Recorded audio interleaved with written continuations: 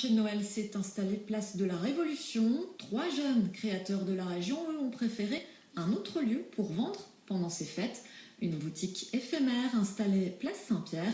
Elle fermera ses portes le 31 décembre. Stéphanie Bourgeot, Laurent Brocard.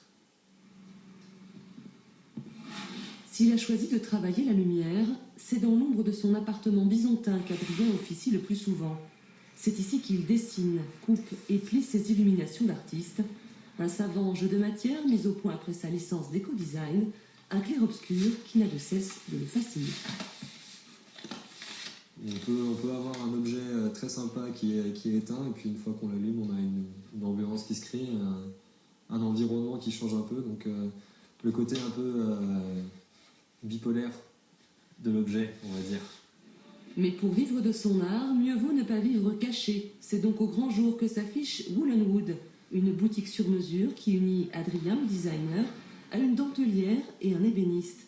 Un improbable ménage à trois pour l'amour de l'art et du partage.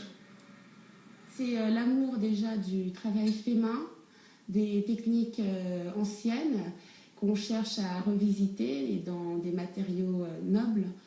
Et avec l'envie aussi, voilà, que chaque pièce soit unique et derrière une histoire. Bien sûr, il pourrait se tricoter un autre destin, mais avoir pignon sur rue, ça coûte cher. Alors le prêt d'une vitrine, même pour un mois par l'ami d'une amie, cela ne se refuse pas et ça évite les déconvenues du porte-à-porte habituel quand on débute.